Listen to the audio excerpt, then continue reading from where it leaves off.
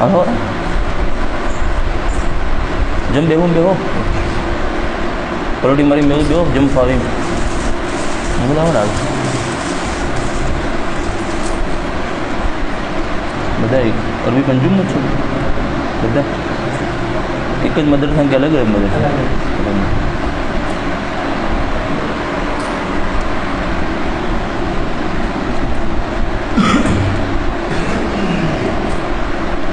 बिस्मिल्लाहिर्रहमानिर्रहीम।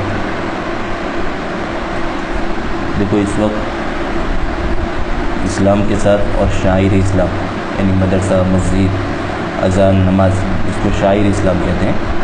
तो इसके साथ दुश्मनों का और मौजूदा हुकूमत का जो रवैया है वो हम सब जानते हैं। ख़ास करके मदरसे पर तो मौजूदा हुकूमत की बहुत गहरी नज़र है। बस उनकी साजिश यही है किसी तरह से दीन आने के जो रास्ते हैं, मुसलमानों के पास दीन आने के जो रास्ते हैं वो किसी तरह से बंद हो जाए। वो चाहते हैं कि तबलीग का रास्ता बंद हो जाए, मदरसे का रास्ता बंद हो जाए। जो दीन आने के जितने असबाब और रास्ते हैं वो रास्ते किसी तरह से बंद कर दें। इसलिए ऐसे हालात में हमारी ज़िम्मेदारी बनती है कि हम अपने तालीम की फ़िक्र खुद करें। अल्लाह का फजल है, हमारे गांव के कुछ उलमाए किराम ने कोशिश की, जिसके नतीजे में ये तालीम का सिलसिला आज से शुरू हुआ। अगरचे बहुत लेट हो गया, हम सब जानते भाई 4-5 महीने हमारे ज़ाय हो गए। बहुत पहले होना चाहिए था, लेकिन कहते हैं देर आयत दुरुस्त है। और कहते हैं जब जागे वहाँ से सुबह समझे। इसलिए आज से अल्लाह के फजल करम से हमारा तालीम का सिलसिला शुरू हो रहा है। लेकिन ये बात भी जहन नशीन रहे हमारी कि कोई मदरसा तो है नहीं हमारे। कोई मदरसे में तो किताबों का भी ज़ख़ीरा होता है, पढ़ने वाले पढ़ाने वाले सबके पास फुर्सत होती है एकदम से। लेकिन अब यहाँ तो आपके पास भी मशगूली है, हमारे पास भी मशगूली है। इसलिए जो कुछ हो जाए, थोड़ा कुछ जो कुछ भी हो जाए, उसको बहुत गनीमत समझना चाहिए। लेकिन इसमें एक चीज़ ये है कि वक्त की पाबंदी बहुत सख्त ज़रूरी है।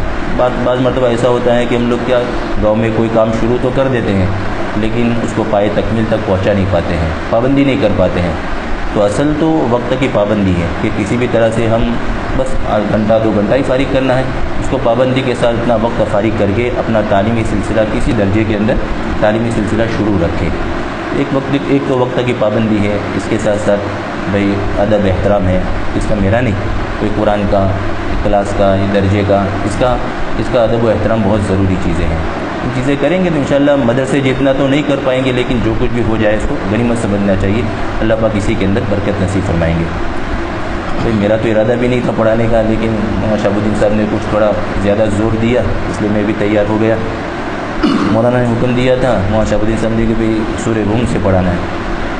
तो हो सकता है आप में से कुछ लोगों ने पढ़ा भी हो वहाँ से सूरह रूम से, क्योंकि हर मदरसे का निसाब अलग होता है। तो हो सकता है आप में से किसी ने सूरह रूम से पढ़ा भी हो, किसी ने नहीं भी पढ़ा होगा। लेकिन जहाँ से मुझे हुक्म मिला है वहीं से इंशाअल्लाह शुरुआत करते हैं। अल्लाह पाक हम सब के लिए उसको आसान भी फरमाए और हमारे आखिर ज़ख़ीरत भी बनाए, और अल्लाह पाक हम सब को इसके अंदर इखलास नसीब फरमाए।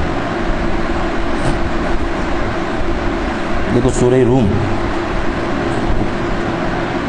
के ऊपर लिखा हुआ है सूरह रूम मक्की है। अब सबको मालूम होगा कि कुरान करीम के अंदर 2 तरह की सूरतें हैं ना, एक बात सूरत मदनी है, बात सूरत मक्की है। भाई मक्की किसको कहते हैं, मदनी किसको कहते हैं, आपको मालूम ही होगा ना। क़ब्ल हिजरत जो नाजिल हुई है, मदीना पाक की हिजरत से पहले जो सूरत नाजिल हुई है उसको मक्की कहते हैं, और हिजरत के बाद जो सूरत नाजिल हुई है इसको मदनी कहते हैं। बाज़ सूरतें ऐसी हैं कि जिसमें बाज़ आयतें ऐसी है कि जो मक्के के अंदर नाजिल हुई, लेकिन हिजरत के बाद नाजिल हुई तो वो भी उसको मदनी कहा जाएगा। तो सूरत रूम मक्की है, वही है 60 आया, उसके अंदर 60 आयतें हैं और 6 रुकू है। इस सूरत के अंदर 6 रुकू है। देखो सबसे पे एक चीज़ तो ये है कि कुरान करीम के अंदर हम सब जानते हैं कि किसी भी आदमी का, अक्लमंद आदमी का कोई कलाम होता है वो बेरब्त नहीं होता है, बेजोड़ नहीं होता है। अक्लमंद आदमी का कलाम तरतीब वार होता है ना। भाई कोई आदमी हमारे सामने तकरीर करे और एक बात इधर की एक बात उधर की, ईरान की कुरान की बातें करे तो हम क्या कहेंगे, हम यही कहेंगे कि कैसी बात कर रहा है, इधर से एक उधर से कर रहा है। तो कुरान करीम के अंदर रब्त बहुत ज़रूरी चीज़ है। इसलिए कहते हैं कि रब्त बैनल, एक है रब्त बैनल आयत और एक है रब्त बैनल सूअर। आयतों के दरमियान में इस आयत का पहली बारी माक़बल की आयत से क्या रब्त है, इस सूरत का माक़बल की सूरत से क्या रब्त है, ये ज़रूरी चीज़ है। उलमाए किराम ने बहुत सारी किताबें इसके ऊपर लिखी भी है کہ مثال کے طور پر سورہ روم ہے، سورہ روم کا سورہ عنکبوت کے ساتھ کیا ربط ہے، اس کا کیا جوڑ ہے، اس کے اوپر بہت ساری کتابیں بھی لکھی گئی، لیکن مولانا اشرف علی صاحب تھانوی رحمۃ اللہ علیہ کی کتاب آپ نے پڑھی ہوگی، بیان القرآن تفسیر کی جو کتاب ہے، اس کے اندر شروع کے اندر مقدمے کے اندر حضرت نے لکھا ہے کہ بھئی ربط تو ضروری چیز ہے، آیتوں کے درمیان میں اور صورتوں کے درمیان میں ربط ضروری چیز ہے، لیکن حضرت نے لکھا ہے کہ اگر کسی جگہ ربط سمجھ میں نہ آئے، بعض مرتبہ ایسا ہوگا کہ ہمیں ربط نہیں سمجھ میں آ رہا کہ اس صورت کا پہلی والی صورت سے کیا جوڑ ہے، نہیں سمجھ میں آ رہا، تو حضرت نے لکھا ہے کہ یہ قرآن کریم پر اعتراض نہیں ہوگا اور یہ قرآن کریم کا نقص نہیں ہوگا۔ پھر حضرت نے اس کی وجہ لکھی، اس کی وجہ لکھی ہے کہ دیکھو دو طرح کے طرز ہوتے ہیں، ایک ہے طرز تصنیف لکھنے کا، بھی کتاب لکھنے کا طرز ہے، اور ایک ہے نصیحت کا طرز، ایک نصیحت کا طرز اور ایک ہے طرز تصنیف، دونوں کا انداز الگ الگ ہوتا ہے۔ ایک کتاب لکھنے کا طرز تصنیف کا انداز یہ ہوتا ہے کہ اس کے اندر ربط ضروری ہے، اس کے اندر ربط ضروری ہے۔ اب کوئی کتاب ہم پڑھ رہے ہیں، ایک کتاب کے اندر ایک بات ادھر سے ہے، ایک تھوڑی دیر کے بعد دوسری بات آ جاتی ہے، تو ہم کتاب پڑھنے میں مزہ نہیں آتا۔ اور دوسرا جو طرز ہوتا ہے طرز نصیحت ہوتا ہے، طرز نصیحت کے اندر ربط ضروری نہیں ہے، اس کے اندر ربط ضروری نہیں ہے، اور حضرت نے لکھا ہے کہ قرآن کریم کے اندر جو طرز اللہ پاک نے اختیار کیا ہے وہ طرز تصنیف نہیں ہے بلکہ یہ طرز نصیحت ہے۔ قرآن کا کون سا طرز اللہ پاک کا ہے؟ طرز نصیحت، شفقت کے ساتھ، بھی اللہ پاک کو اپنے بندوں کے ساتھ بہت شفقت ہے، اس لیے اللہ پاک شفقت کے ساتھ نصیحت کا طرز اللہ نے قرآن کریم کے اندر اختیار کیا ہے۔ حضرت نے اس کی ایک مثال دی ہے کہ مثال کے طور پر کوئی ایک باپ ہے، بیٹا کھانا کھا رہا ہے بیٹا، اور باپ اس کو نصیحت بھی کر رہا ہے، مثال کے طور پر بیٹے کو نصیحت کر رہا ہے باپ کہ بیٹا غلط صحبت اختیار نہ کرو، اچھی صحبت میں رہو، نیک لوگوں کی صحبت میں رکھو۔ اب اس میں باپ نے اس میں درمیان میں دیکھا کہ بیٹا بڑا لقمہ لے کے کھا رہا ہے، بڑا سا لقمہ لے کے کھانا شروع کر دیا، تو باپ بیچ میں وہ پہلی والی نصیحت توڑ کر بیچ میں کیا کہتا ہے کہ نہیں بیٹا چھوٹے چھوٹے لقمے لو، چھوٹے چھوٹے لقمے کھایا کرو۔ تو اب اگر جس کو طرز نصیحت نہیں معلوم ہو، کیا سمجھے گا کہ میرا باپ کیسی بات کر رہا ہے، ابھی تو وہ بات کر رہا تھا غلط صحبت کی، اور ایک دم سے اس نے بڑا لقمہ چھوٹے لقمے کی بات شروع کر دی۔ حالانکہ اس سے پتہ چلتا ہے کہ نصیحت کے اندر ایسے ہی ہوتا ہے، جہاں سامنے والے کی جو ضرورت محسوس ہوتی ہے اسی کے مطابق بھائی نصیحت کی جاتی ہے۔ تو قرآن کریم کے اندر بھی بلکہ اکثر کیا سب آیتوں میں اور سب صورتوں میں جوڑ اور ربط ضرور ہے، لیکن اگر کسی جگہ سمجھ میں نہیں آ رہا تو وہ قرآن کریم کے اوپر کوئی اعتراض نہیں، اور قرآن کریم کی کوئی کمی بھی نہیں ہے، بلکہ یہ سمجھ لینا چاہیے کہ اللہ رب العزت نے جو طرز اختیار کیا ہے قرآن کریم کے اندر، وہ ہماری نصیحت کا، شفقت کے ساتھ اللہ پاک نصیحت کرنے کا طرز اختیار کر رہے ہیں، اس لیے اگر کسی جگہ ربط نہیں بھی سمجھ میں آ رہا تو بھی کوئی بات نہیں ہے۔ دیکھو سورہ روم سے پہلے سورہ عنکبوت ہے نا، سورہ عنکبوت کے درمیان میں اور سورہ روم کے درمیان میں علماء کرام نے ربط بیان کیا کہ کیا جوڑ ہے دونوں کے درمیان میں، تو اس کا ایک جوڑ تو یہ بیان کیا ہے کہ سورہ عنکبوت آپ پڑھیں گے تو اس کے شروع کے اندر اللہ پاک نے کیا فرمایا، احسب الناس ان یترکوا ان یقولوا آمنا وهم لا یفتنون، کہ کیا لوگوں کا خیال یہ ہے کہ انہوں نے آمنا کہہ دیا تو اس کے بعد ان کو چھوڑ دیا جائے گا، ان کو آزمایا نہیں جائے گا۔ پھر آگے اللہ نے فرمایا وَلَقَدْ فَتَنَّا الَّذِينَ مِن قَبْلِهِمْ، جو ان سے پہلے لوگ تھے ان کو ہم نے آزمایا۔ تو سورہ عنکبوت کے اندر آزمائشوں کا اور امتحان کا تذکرہ تھا۔ کس کا تذکرہ تھا بھی؟ آزمائش کا اور امتحان کا تذکرہ تھا۔ اور سورہ روم کے اندر، اور امتحان کے بعد کیا ہوتا ہے؟ امتحان کے بعد کامیابی ملتی ہے نا، تو اللہ پاک سورہ روم کے اندر پھر کامیابی کا تذکرہ کر رہے ہیں۔ اسی طرح سے ایک ربط یہ ہے کہ سورہ عنکبوت جس آیت پہ ختم ہوئی ہے وَالَّذِينَ جَاهَدُوا فِينَا لَنَهْدِيَنَّهُمْ سُبُلَنَا، وہ لوگ جنہوں نے ہمارے راستے میں مجاہدہ برداشت کیا ہم ان کو اپنے راستے کی ہدایت دیں گے۔ تو گویا کہ اللہ پاک نے اپنے راستے میں جہاد مجاہدہ کرنے والوں کو مقصد کے اندر کامیابی کی خوشخبری سنائی۔ اب وہ کامیابی سورہ روم کے ابتدائی آیت میں اللہ پاک کو بیان فرما رہے ہیں، تو یہ دو صورتوں کے درمیان میں ربط ہو گیا۔ تو سورۃ الروم مکی ہے اور اس کے اندر 60 آیتیں ہیں اور 6 رکوع ہیں۔ بسم اللہ الرحمن الرحیم۔ الف لام میم، بھئی الف لام میم آپ سب نے پڑھا ہوگا کہ یہ جس کو حروف مقطعات یا حروف مقطعہ کہتے ہیں، کچھ حروف مقطعات بھی کہہ سکتے ہیں اور حروف مقطعہ بھی کہتے ہیں۔ قرآن کریم کی صورتوں کے اوائل کے اندر بعض حروفوں سے بنا کر اللہ پاک نے کچھ کلمے بنائے ہیں، الف لام میم ہے، الف لام میم صاد ہے، حامیم ہے، عین سین قاف، اس کو کیا کہتے ہیں؟ حروف مقطعات یا حروف مقطعہ کہتے ہیں۔ حروف مقطعات اس لیے کہا جاتا ہے کہ یہ ٹکڑے ٹکڑے کر کے جزم کے ساتھ پورے حروف پڑھے جاتے ہیں، اس لیے اس کو حروف مقطعات کہا جاتا ہے۔ آپ نے پڑھا ہوگا کہ حروف مقطعات کا صحیح معنی، اس کا صحیح علم اور اس کا صحیح معنی تو اللہ ہی جانتے، اللہ کے علاوہ کوئی نہیں جانتا۔ بعض علماء کرام نے فرمایا کہ یہ صورتوں کے نام ہیں، الف لام میم جو صورتوں کے شروع میں وہ صورتوں کے نام ہیں۔ بعض علماء کرام فرماتے ہیں کہ یہ اسماء الہیہ یعنی اللہ کے ناموں کے اسرار اور رموز ہیں، اس کے اسرار اور رموز ہیں۔ ہر آسمانی کتاب کے اندر اللہ کے کچھ اسرار اور رموز اور بھید ہوتے ہیں، تو یہ قرآن کریم کے اندر بھی اللہ کے اسرار اور رموز ہیں۔ بعض علماء کرام نے اس کا ترجمہ بھی کرنے کی کوشش کی ہے، لیکن وہ ترجمہ کوئی قطعی اور یقینی نہیں ہے، وہ صحیح بھی ہو سکتا ہے اور نہیں بھی ہو سکتا، دونوں طرح کا احتمال ہے۔ جیسے مثال کے طور پر الف لام میم کے اندر الف سے مراد اللہ ہے، لام سے مراد جبرائیل ہے اور میم سے مراد حضرت محمد صلی اللہ علیہ وسلم ہے۔ اب معنی یہ ہوا کہ اللہ پاک نے کلام جو تم شروع کر رہے ہو وہ کلام اللہ نے جبرائیل امین کے واسطے سے حضرت محمد صلی اللہ علیہ وسلم پر نازل فرمایا۔ یہ ہو سکتا ہے صحیح بھی ہو اور لیکن قطعی نہیں ہے، لیکن جمہور صحابہ کرام تابعین اور جمہور علماء امت کا مذہب اور ان کا راجح قول یہ ہے حروف مقطعات کے بارے میں کہ حروف مقطعات یہ اللہ کے اسرار اور رموز ہے، جس کا علم اللہ کے علاوہ کسی کے پاس نہیں ہے۔ ہو سکتا ہے کہ اللہ پاک نے اپنے نبی حضرت محمد صلی اللہ علیہ وسلم کو اس کا علم دیا ہو، لیکن اللہ کے نبی صلی اللہ علیہ وسلم کو اللہ پاک نے اس کی تبلیغ کرنے سے منع کر دیا ہو، اس لیے اللہ کے نبی صلی اللہ علیہ وسلم سے حروف مقطعات کے بارے میں کوئی تشریح کوئی تفصیل منقول نہیں ہے۔ اس لیے جمہور علماء کرام یہی کہتے ہیں کہ اس کا ترجمہ اور اس کا معنی کون جانتا ہے؟ اللہ ہی جانتے ہیں، اللہ کے علاوہ کوئی نہیں جانتا ہے۔ الف لام میم سورہ روم کی بھی جس کو ہم کہتے ہیں شان نزول قرآن کریم کے اندر بعض آیتیں ایسی ہے جو احکام کے قبیل سے اللہ نے کوئی احکامات نازل فرمائے تو اس کے لیے تو کوئی شان نزول کی ضرورت نہیں ہے، اور بعض آیتیں ایسی ہے کہ جس کا شان نزول نہیں سمجھیں گے، جس کو ہم پس منظر کہہ سکتے ہیں کہ کیوں نازل ہوئی، اس کا پس منظر شان نزول نہیں سمجھیں گے، وہاں تک وہ آیتیں ہمیں سمجھ میں نہیں آتی ہے۔ تو سورہ روم کا بھی ایک پس منظر ہے اور سورہ روم کا بھی ایک شان نزول ہے۔ سب سے پہلے وہ شان نزول سن لو کہ سورہ روم اللہ پاک نے اس کی ابتدائی آیتیں کیوں نازل فرمائی۔ تو دیکھو جیسے کچھ سالوں پہلے دنیا کے اندر 2 سپر پاور طاقتیں تھیں، امریکہ اور روس 2 سپر پاور طاقتیں تھیں، اور اسی طرح جب قرآن کریم نازل ہو رہا تھا، جب قرآن اتر رہا تھا، اس وقت بھی دنیا کے اندر 2 سپر پاور طاقتیں تھیں، ایک کیسر جس کو ہم کیسر کسرا کہتے ہیں، یا دوسرے الفاظ میں روم اور فارس بھی کہتے ہیں۔ فارس کو اس زمانے کے اندر ایران کہا جاتا تھا۔ تو یہ 2 سپر پاور طاقتیں تھیں۔ ایران کا جو بادشاہ ہوتا تھا اس کو کسرا کہا جاتا تھا، روم کا جو بادشاہ ہوتا تھا اس کو ہر بادشاہ کو قیصر کہا جاتا تھا۔ کسرا جو فارس تھا وہاں پر مجوسیوں کی بت پرست آتش پرست جو لوگ ہوتے ہیں ان کی حکومت تھی، اور روم کے اندر عیسائیوں کی اور نصارہ کی حکومت تھی۔ اب یہ تو ہے تو دونوں کافر، عیسائی اور مجوسی دونوں کافر ہیں، لیکن چونکہ عیسائی اہل کتاب ہے، ان کے پاس انجیل تھی تو وہ اہل کتاب ہے کافر، لیکن وہ اہل کتاب ہے۔ تو مسلمانوں کی کچھ ہمدردیاں کس کے ساتھ تھی؟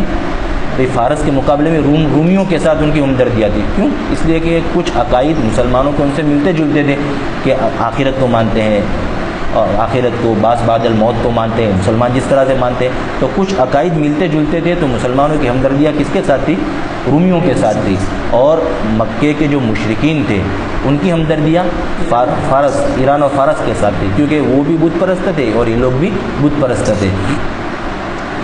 اب یہ 2 سپر پاور جو طاقتیں تھیں ان کے درمیان میں ہمیشہ لڑائی رہتی تھی، روم اور فارس کے درمیان میں ہمیشہ لڑائی رہتی تھی۔ ایک جنگ ایسی ہوئی کہ اس جنگ کے اندر فارسی لوگ وہ رومیوں پر غالب آ گئے، ان کے بہت سارے شہروں کے اوپر قبضہ کر لیا، ان کی عبادت خانوں کو توڑ دیا، تو مطلب ان کے اوپر غالب آ گئے۔ اب غالب آ گئے رومیوں کے اوپر، تو جو مکے کے مشرکین تھے ان کو خوشی ہوئی، کیونکہ وہ ان کے ہم پلہ لوگ تھے، اس لیے ان کو خوشی ہوئی، تو انہوں نے مسلمانوں کو یہ بتانا شروع کر دیا کہ دیکھو تمہارے ماننے والے لوگ تمہاری کتاب کی طرح سے کتاب کے ماننے والے لوگ مغلوب ہو گئے اور ہمارے بت پرست لوگ غالب آ گئے۔ تو اس سے مسلمانوں کو رنج ہوا، مسلمان چاہتے تھے کہ فتح کس کی ہو؟ رومیوں کی ہو، کیونکہ آخر وہ بھی اہل کتاب ہے، لیکن جب فارسی لوگ غالب آ گئے تو مسلمان رنجیدہ ہوئے۔ اللہ رب العزت نے اس کے متعلق اس سورہ روم کی ابتدائی آیات نازل فرمائی، اور ان ابتدائی آیات کے اندر اللہ پاک نے بعد میں چل کر رومیوں کے غلبے کی بشارت دی کہ اگرچہ فی الحال رومی لوگ مغلوب ہو گئے ہیں، لیکن چند سالوں کے اندر پھر رومی غالب آ جائیں گے، فارسی لوگوں پر رومی لوگ غالب آ جائیں گے۔ اب جب یہ آیات نازل ہوئی تو مسلمانوں کو تو قرآن کریم کے اوپر پورا یقین تھا کہ قرآن میں اللہ نے جو کہہ دیا وہ تو غلط ہو ہی نہیں سکتا، اس کا تو یہ واقع ہونا ضروری ہے۔ جب یہ آیت نازل ہوئی تو ابو بکر صدیق رضی اللہ تعالیٰ عنہ کے بارے میں آتا ہے کہ آپ کفار کے مجمعوں میں، کفار کی مجلسوں میں جا کر آپ کہتے تھے کہ زیادہ خوشیاں نہ مناؤ، بہت قریب وقت آنے والا ہے کہ رومی لوگ پھر فارسی لوگوں کے اوپر غالب آ جائیں گے۔ تو ایک دشمن اسلام تھا جس کا نام تھا ابی بن خلف، مسلمانوں کا بہت بڑا دشمن تھا، اس نے ابو بکر صدیق رضی اللہ تعالیٰ عنہ سے یوں کہا کہ حالانکہ اس وقت ہم دیکھیں تو حالات ایسے تھے کہ قرآن کریم جو رومیوں کی بشارت کی خوشخبری، رومیوں کے غلبے کی بشارت جو دے رہا ہے، اس کا تحقق اور اس کا واقع ہونا بالکل ہمارے ذہن میں آ ہی نہیں سکتا، بھئی آج دنیا کا چھوٹا سا جیسے بنگلہ دیش ہو، اگر کوئی اس وقت یوں کہے کہ وہ پوری دنیا کا سپر پاور طاقت بن جائے گا چند سالوں کے اندر، تو ہمارے ذہن میں آئے گا؟ ذہن ماننے کے لیے تیار نہیں ہوگا۔ تو قرآن کریم نے خوشخبری تو دی، لیکن حالات ایسے تھے کہ حالات کے اندر یہ ماننے کے لیے کوئی آدمی تیار نہیں تھا، لیکن مسلمانوں کا یقین تھا، ابو بکر صدیق رضی اللہ تعالیٰ عنہ کو تو پورا یقین تھا۔ تو ابی بن خلف نے کہا کہ ابو بکر ایسا تو کبھی نہیں ہو سکتا، لیکن ابو بکر صدیق رضی اللہ تعالیٰ نے فرمایا کہ یہ ہو کر رہے گا۔ ابو بکر صدیق رضی اللہ تعالیٰ نے فرمایا کہ اگر تو ماننے کے لیے تیار نہیں ہے تو میں شرط لگانے کے لیے تیار ہوں، چنانچہ شرط لگی۔ شرط کیسی لگی؟ ابی بن خلف نے یوں کہا کہ اگر رومی لوگ غالب نہیں آئے چند سالوں کے اندر تو 10 اونٹنیاں ابو بکر آپ مجھے دیں گے، اور اگر رومی لوگ غالب آ گئے تو 10 اونٹنیاں میں تمہیں دوں گا، اور 3 سالوں کا معاہدہ۔ ابو بکر صدیق رضی اللہ عنہ نے فرمایا کہ 3 سالوں کے اندر رومی لوگ غالب آ جائیں گے۔ اچھا، یہ شرط کرنے کے بعد، یہ بات اس زمانے کے اندر اس کو جوا کہتے ہیں، 2 طرفہ شرط لگانا آج تو حرام ہے نا، حرام ہے، اس کو جوا کہتے ہیں۔ اس وقت تک یہ حرمت نازل نہیں ہوئی، اس لیے جائز تھا۔ ابو بکر صدیق رضی اللہ تعالیٰ نے شرط لگا دی، اس کے بعد آپ رضی اللہ تعالیٰ عنہ آپ صلی اللہ علیہ وسلم کے پاس آئے، پورے واقعے کی خبر دی، تو اللہ کے نبی صلی اللہ علیہ وسلم فرمایا کہ ابو بکر کام تو تم نے ٹھیک کیا ہے، لیکن جو تم نے میعاد مقرر کی ہے، وقت مقرر کیا ہے 3 سال کا، وہ صحیح نہیں ہے، کیونکہ قرآن کریم میں اللہ رب العزت نے کیا فرمایا؟ فی بضع سنین، چند سالوں کے اندر غالب آئیں گے، اور بضع کا لفظ جو ہے عربی کے اندر 3 سال سے لے کر 9 سال تک کے لیے بولا جاتا ہے۔ کتنے سال کے لیے؟ 3 سے لے کر 9 سال تک۔ تو ہو سکتا ہے 3 سال میں بھی غالب آ سکتے ہیں، ہو سکتا ہے کہ 9 سال تک، لیکن 9 سال تک یہ واقعہ پکا ہونے والا ہے۔ تو آپ صلی اللہ علیہ وسلم نے ابو بکر صدیق رضی اللہ تعالیٰ سے فرمایا کہ تم جا کر میعاد بھی تھوڑی بڑھا دو، اور شرط بھی، اور جو مال رکھا ہے وہ مال بھی بڑھا دو۔ تو ابو بکر صدیق رضی اللہ تعالیٰ گئے واپس، ابی بن خلف سے یوں کہا کہ 10 اونٹ کے بدلے میں 100 اونٹ کر لو، 10 اونٹ کے بدلے میں 100 اونٹ کر لو، اور لیکن میں نے جو 3 سال کہے اس کے بدلے میں 9 سال کرو۔ اور ابی بن خلف کو اس کو تو ایسا یقین تھا کہ بھئی ہو ہی نہیں سکتا کہ رومی لوگ غالب آ جائیں گے، تو اس لیے اس نے وہ بھی تیار ہو گیا، 100 اونٹ کے لیے اور 9 سال کے لیے وہ تیار ہو گیا۔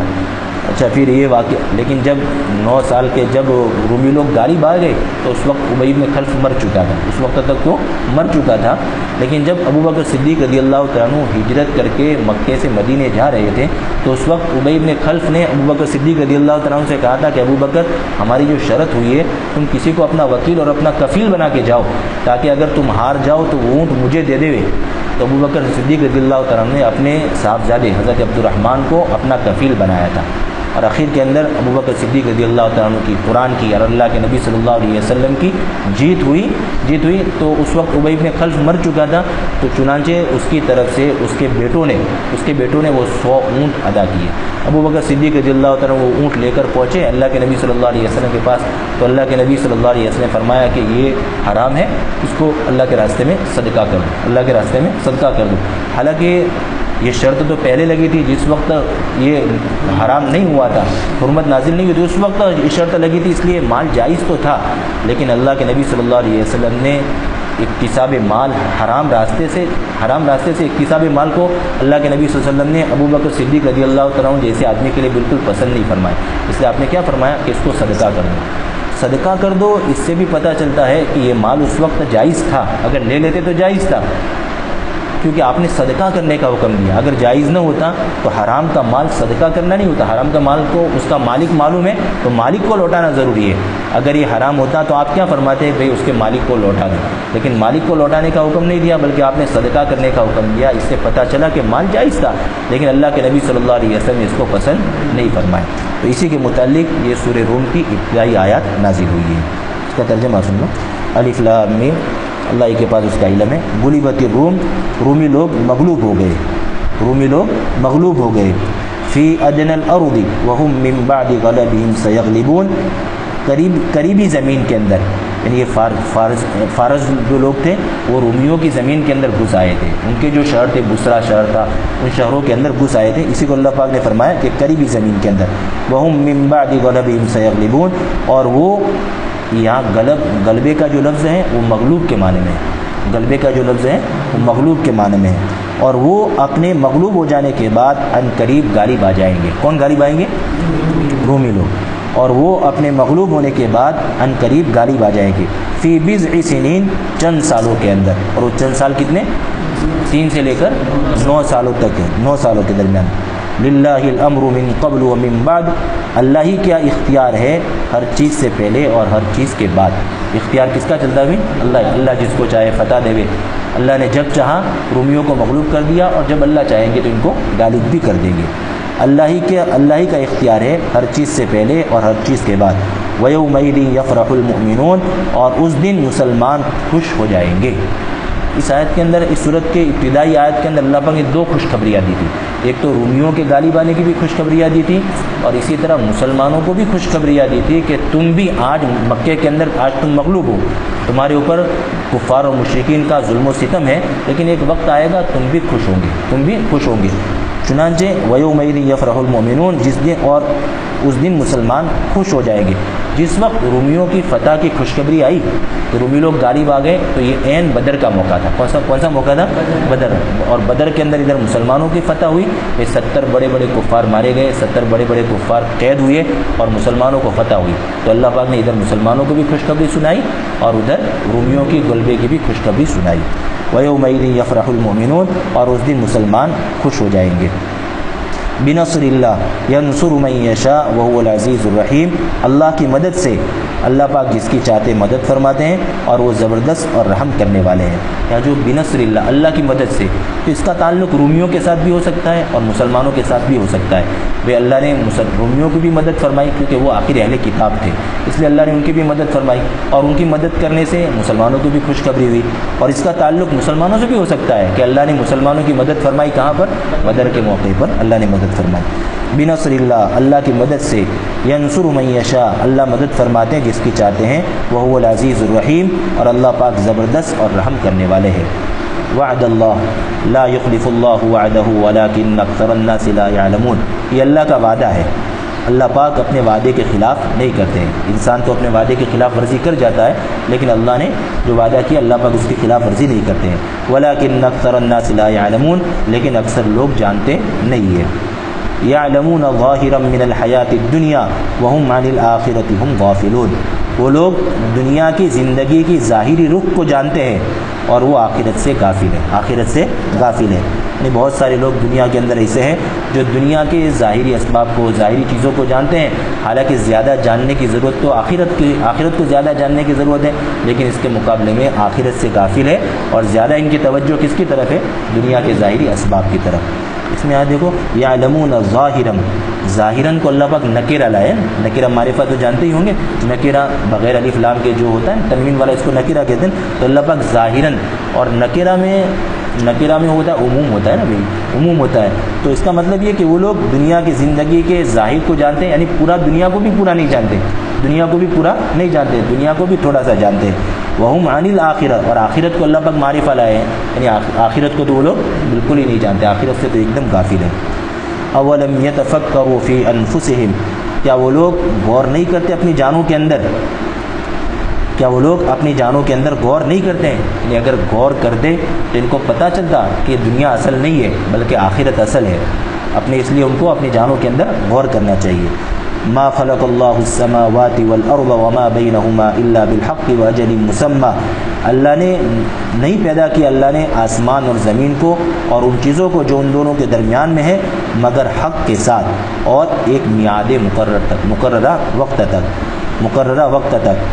اللہ پاک نے زمین آسمان کو اور ان کے درمیان کی ساری چیزوں کو ایک تو حق کے ساتھ ٹھیک اللہ پاک نے حق کے ساتھ مطلب ایک مقصد کے ساتھ، اللہ نے ایک مقصد کے ساتھ پیدا فرمایا ہے۔ اور وہ مقصد کیا ہے؟ مقصد یہی کہ بھئی جو آدمی برا کام کرے گا اس کو سزا ملے گی، جو اچھا کام کرے گا اس کو جزا ملے گی۔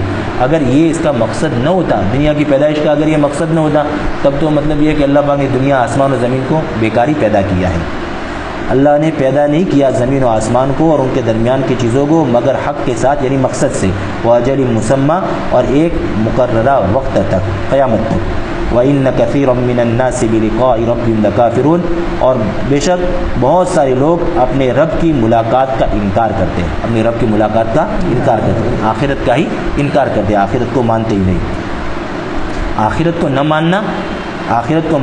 ماننا اس کا مطلب یہ کہ آدمی یہ سمجھتا ہے کہ اللہ نے زمین و آسمان کو بیکار پیدا کیا ہے۔ اولم یسیروا فی الارض فینظروا کیف کان عاقبۃ الذین من قبلہم، کیا وہ لوگ چلے پھرے نہیں زمین کے اندر؟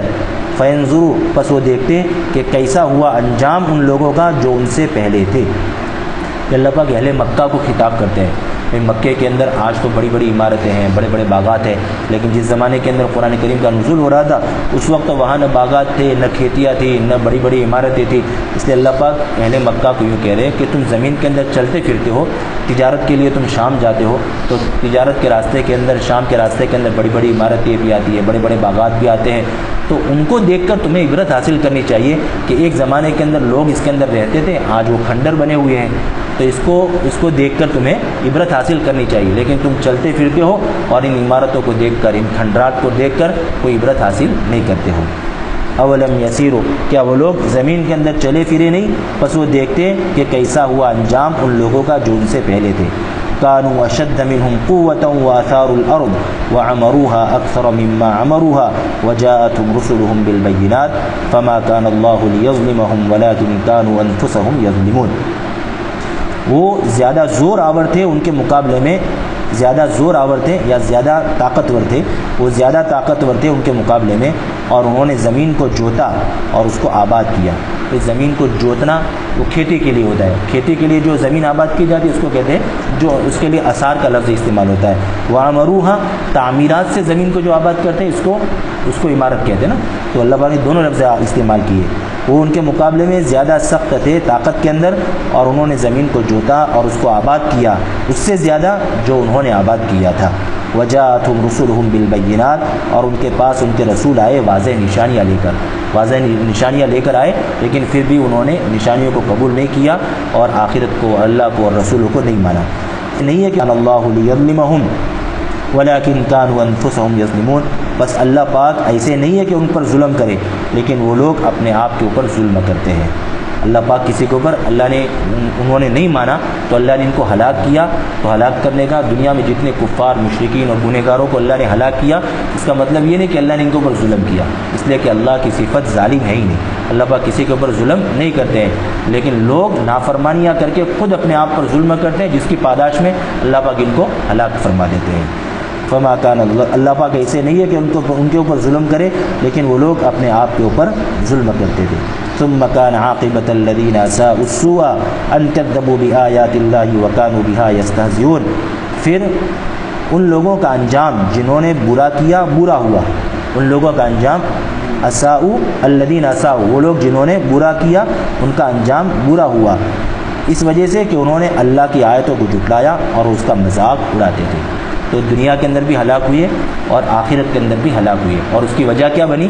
اللہ نے دو وجہ بیان فرمائی، ان کذبوا بآیات اللہ، ایک تو اللہ کی آیتوں کی انہوں نے تکذیب کی، اور دوسرا استہزاء کیا، اللہ کی آیتوں کے ساتھ، اللہ کے احکامات کے ساتھ انہوں نے مذاق اڑایا، جس کی وجہ سے اللہ رب العزت نے دنیا کے اندر ان کو ہلاک کیا اور آخرت کے اندر اللہ رب العزت نے ان کو برباد کیا۔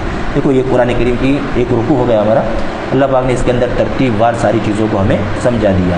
میں کہا نا کہ بھئی قرآن کریم کے اندر ربط ہے، اللہ پاک بھی ربط کوئی بیان، کوئی چیز، کوئی آیت اللہ پاک بھی ربط بیان نہیں کرتے۔ چھوٹا سا شیخ اسماعیل فرغانی رحمۃ اللہ علیہ، نام سنا ہوگا شیخ اسماعیل فرغانی رحمۃ اللہ علیہ، بہت بڑے عالم تھے۔ ایک مرتبہ وہ جنگل سے گزر رہے تھے، گزرتے وہ چھٹے پارے میں آیا تھا نا، والسارق والسارقۃ فاقطعوا ایدیہما، وہ آیت پڑھ رہے تھے زبان سے۔